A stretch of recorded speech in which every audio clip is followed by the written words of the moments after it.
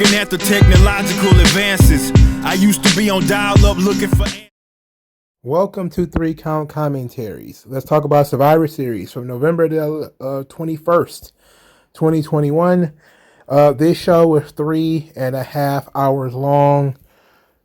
They are killing me with this. Can we please get to these shows to be 2 hours and 30 minutes or 3 hours flat? Please. Pretty please, can we respect the time of the American citizen? Especially with some of the stuff that took place on this show. The show itself, overall, was fine. It wasn't too bad. It wasn't that great. Some of the matches delivered, some of them didn't.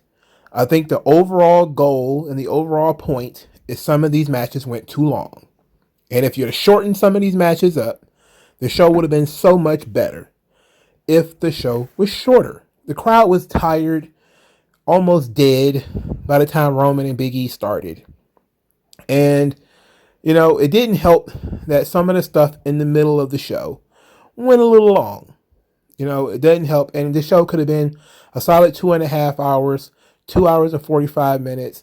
People would have been amped for everything if we did just a little bit better with time. That's all I'm asking for.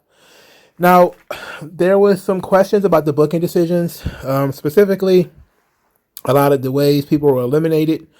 Look, they did things to protect people that they feel are top stars and didn't want them to get eliminated or get beaten, pinned in these matches. I don't care about that. It didn't bother me none. I'm actually surprised they started using countouts and disqualifications more in the Survivor Series. Usually they would throw out a whole match, if we're being honest. There was a couple of times in the early years of Survivor Series, maybe not the early years, but in the early 90s, where sometimes they would throw out a whole match. Guys would just walk out of the match. like 3/5 of the team would just walk out. I think that the one year where Shawn and Diesel, the whole team walked out. They had a pretty solid match going and the whole team just walked out. What was that, Survivor Series 94, I believe it was, where Shawn and Diesel team just imploded and Shawn and Diesel just walked out of the match, and then Owen and Anvil, they all just left. Jeff Jarrett, everybody just left. So it happens. It's their way of trying to protect guys. As usual, when you try to protect people, you end up hurting parts of the show. At the same time, though, I think they still got to the right point. So let's get to the show, because I know it's been a long preamble. Kickoff show: Shinsuke Nakamura and Damian Priest, the Intercontinental Championship versus the United States Championship. A lot of people lost their minds when they found out this was going to be on the pre-show, and I was not really one of them.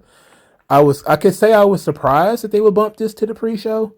At the same time, this was the one match on the show where they had nothing for it. There was no storyline for it. There was no build for it. Of course, there's no stakes to it. So they kind of figured, hey, let's start off with the two strikers. And they really went out there and had a hell of a match, Nakamura and Priest. Then we got to the finish. The match itself was really good, with these guys basically being a mirror of each other. They both did similar submission holds with, the triangle chokes and cross arm breakers. They laid in their kicks and their strikes.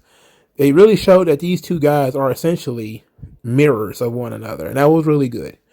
The story of the match was born from Rick Boogs being very annoying with the guitar. Whenever Nakamura, of course, is down and out, Boogs would play some music, and Priest let him get away with it once. Second time, he warned him, hey, stop with the guitar, you're distracting me, yada yada yada. Of course, that's Rick Boogs' point, though. He wants to be a distraction. Then he finally gets Nakamura in a triangle choke, and Nakamura is fading, and Boogs starts to play the guitar, and it starts to wake Nakamura up, which we could talk about how silly that is. We could talk about how silly that doesn't work. But Priest lets go of the hold and he snaps. He comes outside the ring. Boogs is, kind of backing off. Then Damian Priest takes the guitar, snaps it over his knee, and then bashes Boogs in the head with the guitar piece. Nakamura attacks him from behind, and then he bashes Nakamura in the head too. Of course, he gets booed for this, and he gets disqualified, so Nakamura wins via disqualification. Now, a lot of people have taken this to mean that this is a heel turn, which, I think it's a safe bet. I don't see why he would turn heel, though. I don't see WWE's decision to turn Damian Priest heel, if that's what this is. Now, I say if that's what this is, because there's always the opportunity that he was just frustrated, he was just upset, he's not really a heel. They're trying to play this game where Damian Priest walks the line, where he can be a bit of a badass. The issue that we have here is that even though Boogs and Nakamura are cheating, trying to distract him via music is cheating. Just like when New Day used to do it, it is cheating. But the crowd doesn't mind it because you're not being physically harmed. You're not being physically touched. You're not being, he's not, dangling a feather in front of your nose or anything like that. If you get distracted by him playing a couple of chords on the guitar, that's your fault, So it's one way to look at it that he was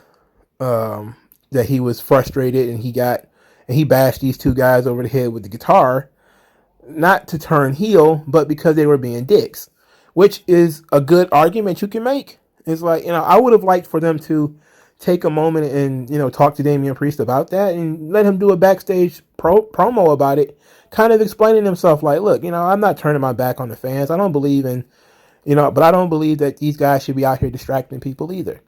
Like these distractions and all this type of stuff is unfair. They create an unfair environment.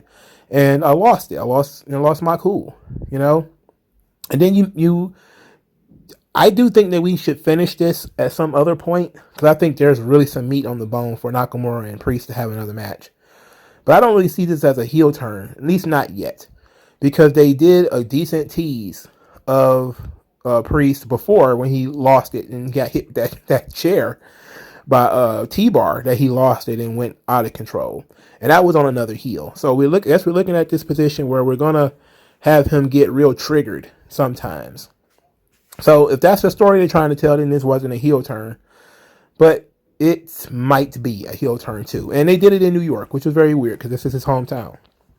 They did a heel turn in his hometown. That's very odd. Very, very odd. It is what it is. Mr. McMahon shows up with a golden egg. The golden egg, to the thunderous applause of all of the undercard wrestlers like Reggie and Madcap Moss and a bunch of other people. I was wondering what the hell this egg was all about. Then I was told that it's MacGuffin from the movie Red Notice, which is one of the sponsors for this film, for this Survivor Series. So then we got a couple of segments with this thing. One features Roman Reigns going into Vince McMahon's office as if he was called into Vince McMahon's office, where Vince can tell him that this egg is worth $100 million, and it was a gift to Vince McMahon from The Rock, Roman's cousin. And he told The Rock's $7 story, his $7 in his pocket story, which, it's, what a work that is. It's such incredible work. In any event, Roman was dismissive and said $100 million, huh? Sounds like my next contract. So they end that segment. When we come back, Adam Pearce and Sonya Deville are sitting in Vince McMahon's office. When he returns, the golden egg is gone. He sends Sonya Deville and Adam Pearce to find the egg and said, if you don't find it tonight, I guess we're going to have to bring everybody to Raw tomorrow because he's going to find that egg. And this was the dangling thread that led a lot of people to think that The Rock was going to show up at the end of the show. Spoiler alert, didn't happen. And but now people think The Rock's going to show up on Monday. It's entirely possible. Anything's possible. I'm going to say it's not likely. Now, what do I think happened to the egg? I think Roman took the egg. I think he's probably going to step on the egg and break the egg or something like that. Why are they doing storylines where they build in other movies and TV shows and Pizza Hut and all that kind of stuff. They just turn everything into a fucking commercial now. That's how WWE is now. It's like almost everything is a commercial. It's heavily, heavily marketing when it comes to something, anything. Getting Vince McMahon involved with this makes it different. It makes it interesting because he's not normally involved with this kind of stuff. And with him being involved in it, it kind of leads people to think that something big is on the horizon. And hopefully they can fulfill whatever it is they got planned. And the only thing they can really bring out that would make people happy about this whole thing is The Rock. That's about it. The only thing we got that can make people happy is if The Rock come out there. So unless The Rock shows up, any payoff they're going to have for this egg thing is going to be flat and going to piss people off and be uninteresting. But when Vince McMahon showed up with that egg, not going to lie to you, dog, I thought it was funny as hell. Because I was like, I didn't know, who else watched this movie? I didn't watch that movie. I don't have Netflix. Netflix is the shits, and it promotes pedo bait. There's no way I'm going to watch that goddamn stuff. Anything I watch on Netflix, I found, quote unquote, like JJ from Good Times. I found it. To that point, I saw a lot of wrestling journalist accounts say something that I think is very interesting as well, that I think I want to take some time to, maybe not too long, but they were saying like, hey, Peacock must think this is great that they're promoting Netflix so heavily on Peacock, them being rivals and all. And I think that that's an interesting argument to make, that Netflix is buying up so much time on WWE programming. And WWE has these problems before. We talked about this with, Fox not being too thrilled about the pay-per-views being on Peacock, and therefore all the big matches go on Peacock, which is NBC, which is a rival to Fox. And now you're saying, okay, maybe they're pissing off NBC too by, giving ad space to Netflix. But this is what makes WWE different as a content provider. They only provide to these people what these people are paying for. In other words, Fox ain't got nothing to do with what WWE provides to NBC. As long as they provide to Fox what they promise to provide to Fox, then that's really all that they can discuss. That's really, if Fox wants more, they're welcome to pay more. If they want exclusivity, they're welcome to pay for it, if that's what they want. If NBC says we don't want any Fox crossovers, because they're going to have to deal with that too. SmackDown is promoted on Peacock. So if NBC called them and say, hey, you can't promote Fox properties on Peacock, especially since they might be in competition for the NFL or something like that, then WWE has every right to say, look, it's down in our contract. In our contract, we can promote whatever we want.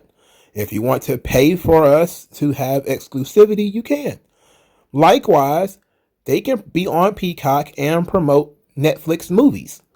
They make a lot of money promoting Netflix movies, and so far, quite a few movies that they've, tied into the show, like the zombie stuff, the Army of the Dead, it has both a WWE and Netflix sort of tie, because Batista was the star of the zombie flick, and The Rock is now the star of Red Notice. So they kind of feel like we have to support our guys, even though we know like they didn't always support Batista's, acting career. But they feel some way we have to support our guys, and we're going to get paid a boatload of money to support these movies. Why not do it? Now, whether this pisses off NBC or Fox or whatever, I guess we'll have to find out. And it would be an interesting question to ask Nick Khan, but I don't concern myself with it too much because it's only a few minutes, and it doesn't really interfere with what they are providing to Peacock. This Red Notice commercials does not take away from what they were providing to Peacock. They're still providing the same content that they will always provide to Peacock. So I don't see what the issue is there. But I think it's a very interesting thing to discuss. And I don't think it's wholly stupid to bring it up or to talk about it. So I just wanted to address that because I saw that. So let's get into the first match. Took me forever, 15 minutes to get into the first match. Becky Lynch versus Charlotte Flair. This was the match of the night. They started out hot. There was no arm drags, no high spots, no flips, nothing of the sort. They were not trying to out wrestle each other. They went out there to fight. They went out there with intensity. They went out there snarling at one another. They went out there and went hard at each other. Becky Lynch was wearing something that looks like, a costume out of Heavy Metal magazine. Some people said she was dressed like the Scarlet Witch. Other people said she was just just showing off her little booty. In any event, Becky was wearing some really crazy stuff with the really high boots and everything.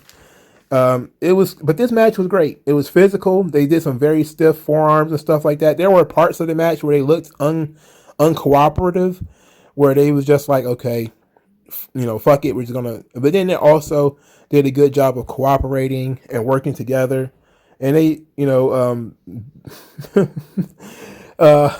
Becky botched a figure four, which, is not one of her moves, so it is what it is. The finish, I liked the finish. A lot of people did not like the finish. I thought the finish was great. This is a heel versus heel match, by the way. Despite the fact that WWE have been pushing Becky Lynch as sort of the babyface in this scenario, and the fact that the internet has taken Becky Lynch as being the babyface in this scenario, this was a heel program. Becky Lynch's character is still a heel. She's still loudmouth. She's still talkative. But everybody hates Charlotte. And that's the thing that really keeps Becky Lynch in the public eye in terms of being a babyface in this situation, is that everyone hates Charlotte. And because everyone hates Charlotte, they don't want to see Charlotte happy. So Charlotte tries to cheat. She rolls up Becky, shoulders down. She's got her hands on the rope. She gets busted. Becky reverses it, pulls the tights, hands on the ropes, gets pinned. Charlotte is sort of distraught at first and then completely no-sells it. Completely no-sells getting beat as, Becky is jawing at her. And, Becky goes from jawing at Charlotte to jawing at the camera, to which she tells the camera, go run tell your dad that, go run to the dirt sheets. Tell them I'm the best. And Charlotte's just walking away like, this bitch. Like, I did what I was supposed to do. I'm out of here. Body language says a lot. I still believe that this whole thing is 80-20% work between the two of them. And most of it is the work. But, there's still going to be some elements of there can only be one. I was surprised to see that this match had a clean pin. Even though it wasn't, well, I shouldn't say clean pin. That this match had a pin. It wasn't clean, so they protected Charlotte there. It didn't make Charlotte look like a goof, because it's a typical wrestling thing where the person who is supposed to be the babyface in this situation is just what's good for the goose is good for the gander. Charlotte was cheating, so Becky decided to cheat. But there were some really good spots in this match too. Charlotte countering the disarmer into a powerbomb was really great. I like that. I like that part. There was some good stuff here, and I think they killed it. And they started the show hot. It was tough to top this. It was hard. Big E and Roman was very close, but the crowd was pretty drowsy for that match. But this one, they was up from the beginning because it was the first match, and they got a clean pin. No shenanigans. Well, some shenanigans. But they didn't answer the question of who's the best. They basically gave Charlotte an out to end this match. And that's the way you do it. Because they've got dozens more matches to have. There's no need to give away a clean pin right here. There really is no need for it. Everything should be about storytelling. Becky won the match, but the way she won the match did not make her look dominant. It just made her look like she outsmarted Charlotte, because Charlotte got caught cheating, but Becky didn't get caught cheating. So that's it. It doesn't mean that, like she got beat flat in the middle of the ring in a dominant fashion or anything like that. So looking at it from that perspective, Charlotte didn't lose anything. Becky gained a little bit, and she got to jaw afterwards. Great tempo, and great style that they put into this match. Very good. I suspect they probably won't be working together for a while though, and they won't need to. The second match, SmackDown versus Raw men's match. This match was okay. I think it dragged. I think it was a little too long in certain spots. Kevin Owens walked out immediately to start the match after he begged and cajoled Seth Rollins to let him start the match. Rollins lets him start it, and Kevin Owens just walks out and gets counted out. And he just leaves, which I think is great because he continues his storyline of, I'm going to be the heel that you guys want me to be. You guys think I can't be trusted? Okay, I'll just show you that I can't be trusted. You're going to give me the pleasure of starting this match, and guess what? Fuck you. I'm going to get counted out. All right, so that was fine. It made sense for the storytelling. Lashley and Drew got counted out, double count out. They were fighting outside the ring. Ultimately, this thing ended up with Jeff Hardy versus two guys, Austin Theory and Seth Rollins. Before this match started, I said to myself, I don't think Seth Rollins and Jeff Hardy had ever had a match before. I don't remember them ever wrestling before. I'm pretty sure they may have, maybe in a tag team situation or something like that. But to me, this felt like first contact, Seth Rollins versus Jeff Hardy. I'm pretty sure somebody who, somebody from the comment section probably knows. They're gonna tell me that they wrestled in 2008 or something like that, or 2018 or something like that. They wrestled in 2019. I don't remember it. I don't remember random Raw or SmackDown matches. I swear I don't. It has to be something special that happened in order for me to remember it. There's just too many matches. I don't commit that stuff to memory. In any event, this match ends up with Jeff Hardy versus Seth Rollins as the final two, and Jeff Hardy does the JOB, does the favor for Seth Rollins. Seth wins, is the sole survivor, as he should have been, because he's the number one contender for the WWE title. Perfectly fine. I'm okay with all the countouts and stuff in this match. Lashley and Drew have history, being that there are two guys who feuded for the WWE title. There's still long heat there between the two of them. So them getting kind of losing control and fighting one another makes sense if you look at it from that perspective. So that was fine. So I liked the match. I just think that the match probably went a little long. I think we could have shortened it a bit, especially with. But I think also given the team that had most of the baby faces, the numeric advantage seemed a little weird too. That was odd to me. Very, very, very odd. But overall, I just think the match dragged a little bit, but it was overall fun. What we could have kept was the Pizza Hut Battle Royal. This is what I mean by they merchandise everything. The Street Profits' entire entrance was all about Pizza Hut. This whole first 3 minutes of this Battle Royal was all about Pizza Hut and R-Truth trying to give away slices of pizza, and then him giving pizza to Otis, and Otis turns into Fat Otis, fat goofy Otis, while he's eating his pizza and he's rubbing his belly and kind of dancing and everything. It was funny, but we could have done this on the pre-show. We could have done this anywhere else. I get that we just had two very long matches, two very long work rate matches, and we want to break that up by putting something else on this show that is going to be different. So people can go get popcorn, go get something to drink, because you're going to continue the show after this. But for the people who stayed, this was a dreadful match. And the worst part about it is it was entirely too long. This was dreadful. Amos wins, which of course he won, but this was not good. This was too long. I know that only GCW is probably the only wrestling company that does intermissions. This is the closest thing WWE does to an intermission. Is they'll put a match on that nobody cares about, and they will purposefully put that match on in the middle of the show so that people can go get popcorn, go to the bathroom, whatever. But it does drag the show average down. Like when people are trying to grade the show, which I don't do if you haven't noticed, they try to drag the average of the show down because they throw something into the show where it's not about quality, it's about something else. There's some other ulterior motive why that's there. The ulterior motive here was to, because Pizza Hut gave them money, and that's really all they cared about.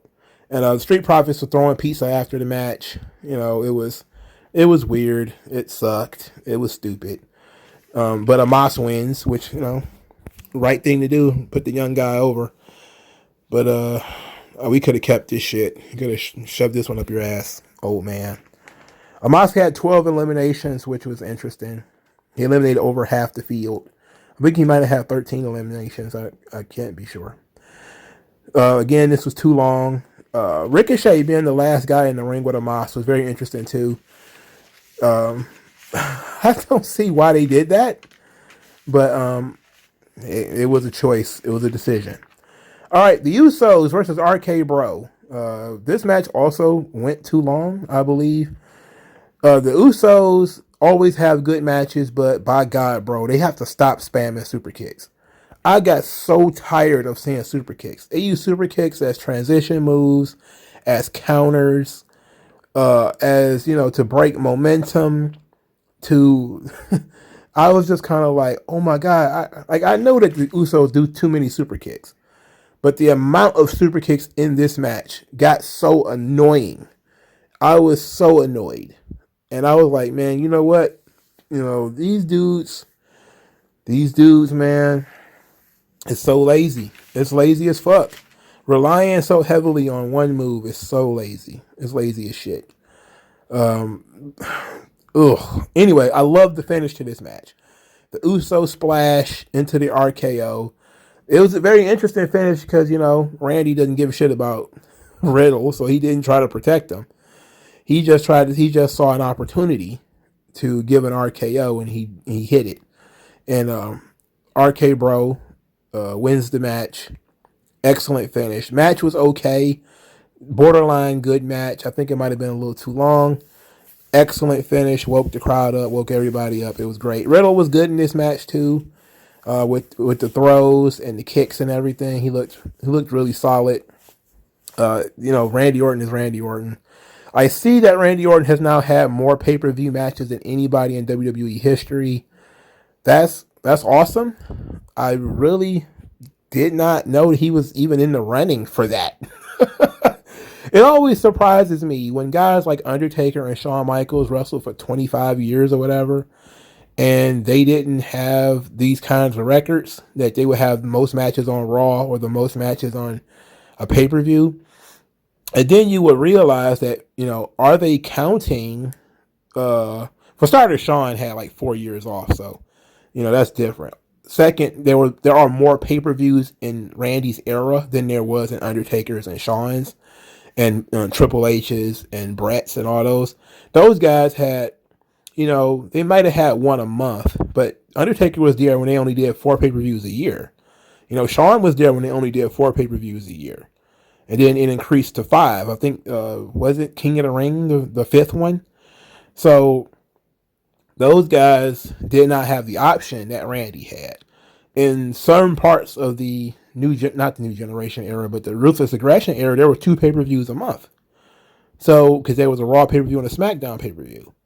So, that would be an interesting thing. And I was thinking, are they counting these silly times where, the referee stops the match and then the match restarts at some other point? Like, does that count? I think it's a cool statistic that Randy has, now has more pay-per-view matches than anybody, including Kane. But Kane is another one from that era when there was only 4 matches a year. And actually, no, because I guess they mean the Kane character, which would technically be 12 pay-per-views a year. So that's cool, I guess. So Randy Orton has more pay-per-view matches than anyone ever. A really cool stat. He will soon have more matches on Raw than anyone ever. That's also a very cool stat. And I think I like that one more. The pay-per-view one, you could put an asterisk there because the pay-per-view model has changed so much. With there being, 4 pay-per-views a year for guys like Brett and Shawn and Undertaker, who was there for a long time, but there weren't a lot of pay-per-views. Then you got, more pay-per-views in the later years. Kind of an asterisk. Monday Night Raw, Undertaker was there from the beginning. Brett was there from the beginning, but Brett, believe it or not, I don't think Brett was on the first 4 episodes of Raw. Didn't feature Bret Hart at all. Shawn too. I think Shawn was on the first episode, but I don't think he was in. I think he might have been on the first 2. I'm not sure, but he wasn't. Like if you look at the first 5 or 6 episodes of Raw, Undertaker was in the main event of the first show, but he wasn't on the show that often either. So it's a very interesting thing to see that Randy Orton has more matches on Raw, or I think is it more matches on Raw or more televised matches? I don't know how that works. I'm pretty sure it's more matches on Raw and more pay-per-view matches. So it's still very cool, and I'm glad that he's getting recognized for these sorts of things. So that longevity is wild. It's been 17 years, man. Well, almost 20 because he debuted in 2002. He debuted in 2003. Or was it 2002? I think he might have been hurt for most of 2003. In any event, he's been doing an awesome job, and he's been killing it for a long time, so he deserves it. Next match was the Team Raw, Team SmackDown women's match. Now, before I really get into the analysis of the match itself, let's talk about the crowd, because the crowd was burnt, and in this match, they started chanting CM Punk, and they started doing the wave. And I was just thinking to myself, hey, when over here in 3 Count Commentaries, man, we don't really try to cut too many corners. We try to be as honest as possible, always trying to be as honest and forthright as possible. I say all the time, keep these matches short. I always say that. Why? Because people don't really care about this stuff. They think they do. They say they do, but they don't. When you gave these women all this time, it was like 25 minutes or something like that. They did the wave. They were chanting for CM Punk. They were quiet. They did nothing. And maybe you could say the way that the match was laid out was a problem, which we'll get into in a second. That's possible because there were points in time where they woke up. But I think they woke up when the stars were in the ring, which is the point, right? The stars get the time. Everyone else get the fuck out of here, So now let's get into the match. The match itself was silly. Carmella gets eliminated very early by Toni Storm as she's obsessing over her mask. She left the ring to put the mask on, didn't put the mask on. Then she got on the apron with the mask still in her hand. She got tagged in. She took the time to put the mask on while she was tagged in. She snatched the mask back off, turned around, had Zelina Vega put the mask back on, and she got rolled up and pinned. I was like, this is stupid. This was just stupid. If we were going to do that, you should have just had Zelina try to put the mask on her, and then while they was doing that, she got rolled up. Instead of being, with the extra going in and out of the ring and tagging in and out, it was just ridiculous. It was dumb. Toni Storm got a second elimination when she took out Zelina. You would think Toni Storm is she's on the upswing. Nope, she gets beat too. She gets eliminated by Liv Morgan. Now, the people complained a lot about the booking decisions of this women's match. Namely that Toni, who is, going to be fighting Charlotte, didn't get enough spotlight. And more importantly, a lot of people are pissed about Liv Morgan. That Liv Morgan was just plain beat in the middle of the ring, and it didn't look too good for her. And you know what? It is her hometown. She's a New York, New Jersey native, so I can see how that would kill momentum in her. But again, I said this during the Survivor Series pre-prediction show. The stars are going to get the star treatment. That's always how it's been. WWE is not going to look. It's Survivor Series, man. They're not going to put that much emphasis on people that they don't view long term. Keith Lee was an anomaly. What they gave him last year, and him not making it to Survivor Series this year was an odd situation. Only guys that really happens to are guys like Keith Lee and I think maybe Ahmed Johnson. Like those are kind of only guys who, they really kind of put them over in the Survivor Series, and they don't even make it to the next year. When they put The Rock over that big when he debuted, people kind of regurgitated him. the fact of the matter is, Liv Morgan is not legitimate enough to beat the roster that SmackDown has. You know, and you can say, well, you could put her on that level. Like, well, you could have done something, but you know, let's say that they did this exactly the way they did it for Bianca. Bianca's a stronger character than Liv Morgan. Not only is she stronger in terms of character, she's physically stronger and bigger. And in doing the 4-on-1 on Bianca, it was still sort of ridiculous because she came across like John fucking Cena. I mean, she came across from a 4-1 deficit. That's insane. It's insane. The story of the match is that Team SmackDown was willing to work together. They came out together. They walked down the ramp together while Raw, everybody had their own individual entrance. While Team SmackDown, they worked together. They came down together, and then the Shotzi Sasha situation is what made the team crater. And it was Shotzi being upset that Sasha was giving orders and shoving her around and wouldn't let her tag in and all that kind of stuff. Then Shayna Baszler and Shotzi Blackheart held Sasha Banks outside the ring, so she got counted out. That, of course, killed the fans because the only thing the fans cared about was seeing Bianca Belair wrestle Sasha Banks again. And they gave them a little bit of that in this match. You got a little bit of the Bianca Belair versus Sasha Banks. This match, that exchange, actually cut out all the wave and all that other nonsense that people were doing. So they were woke for that situation. But this was not about getting over Sasha. This was not really about getting over Liv or Tony or Rhea, because Rhea got pinned. I was surprised to see Rhea get pinned. I thought Rhea would have been one of those, let's get her disqualified, let's get her counted out types. But Rhea got pinned. So that was interesting. They have been teasing this Shayna Baszler and Natalya tag team, and I'm not thrilled about that. I'm not thrilled. I don't care how big Natalya's titties are. She sucks, bro. She is the stalest muffin in the world. If you went to some old lady's house and you was in there trying to help her clean out her basement, and she had a box of Twinkies from 1996, they're still less stale than Natalya. That's how bad Natalya is right now. She needs to do literally anything else. Literally, she should be a referee. She should do not commentary. I don't want to hear her voice. I don't know. Maybe she could be part of the ring crew. I'm not saying she needs to be fired. I'm saying that TJ needs to take some multivitamins.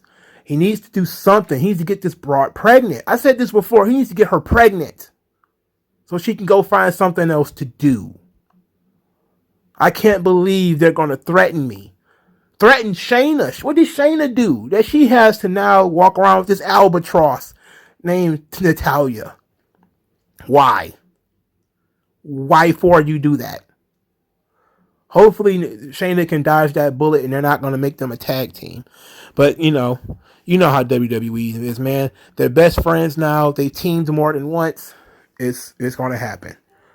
Fuck. So Bianca is down 4-1, and Sasha is eliminated because Shayna and Shotzi hold her outside the ring. Shayna gets pinned by the Glam Slam. Natalya is eliminated via a small package. This leads to Shotzi and Bianca 1-on-1.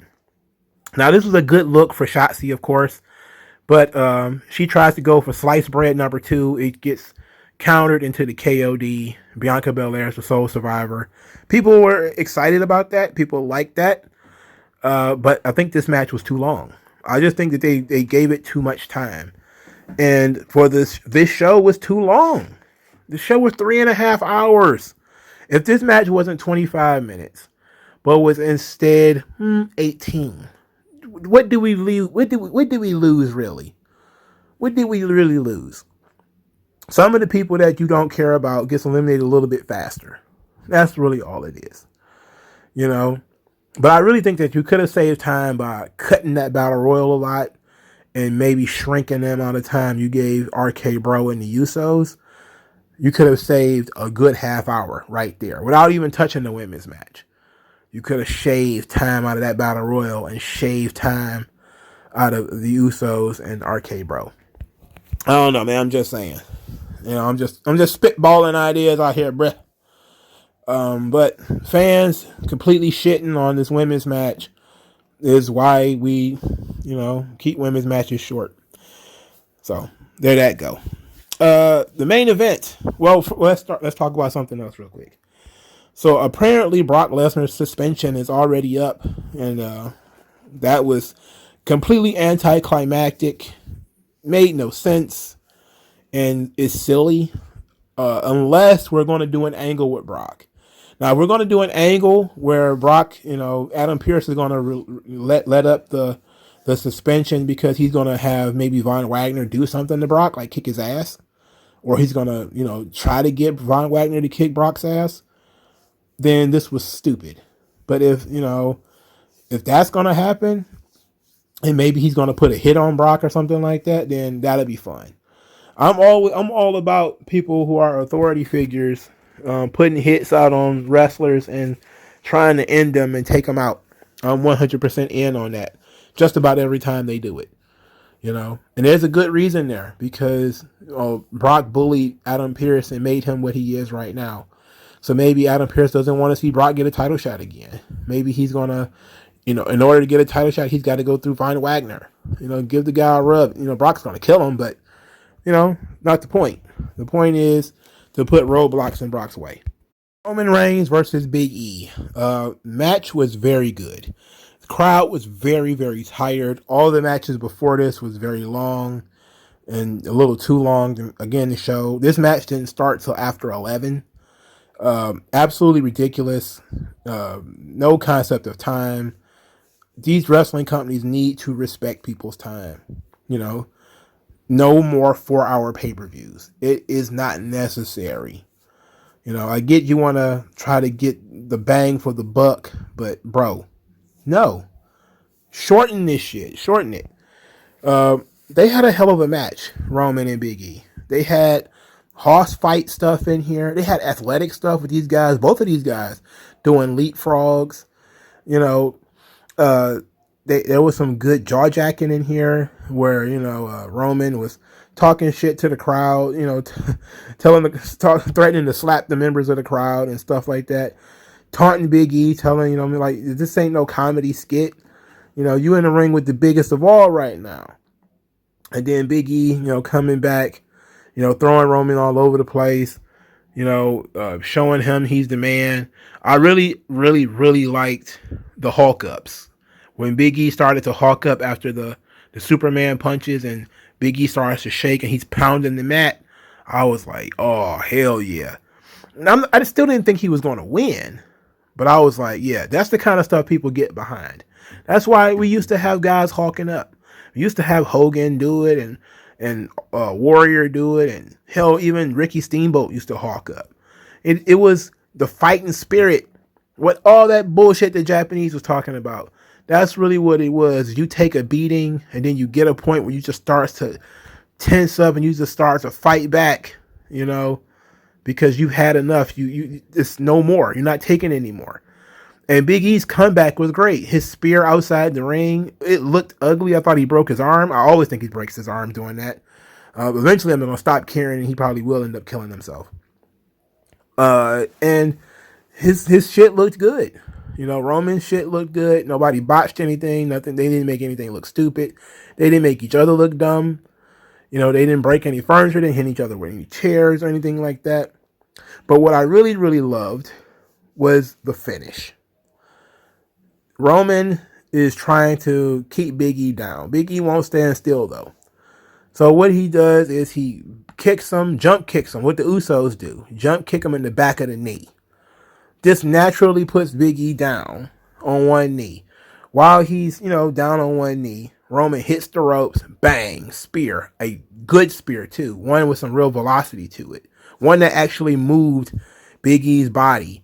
Not a running hug or, something where Roman barely makes contact.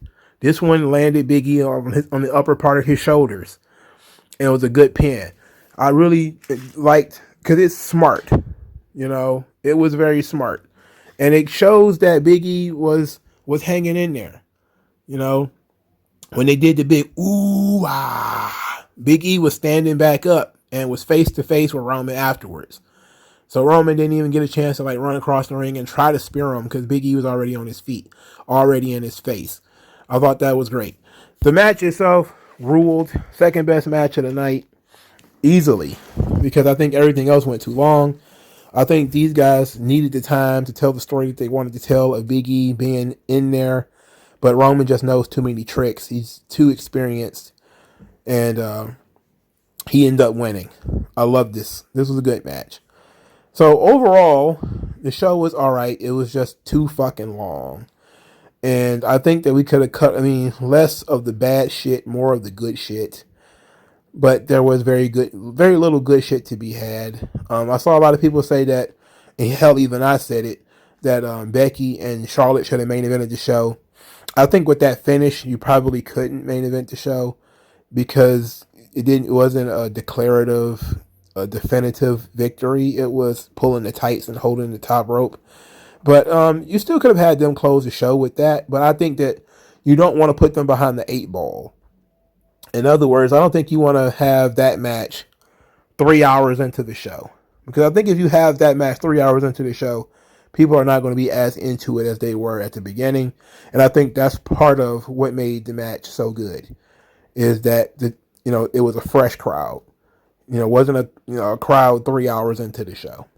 But let me know what you guys think about Survivor Series and all these stories that I discussed therein. Like this video, share this video, subscribe to the channel, donate to the channel. Thank you guys for your time, and I will talk to you guys later. Peace.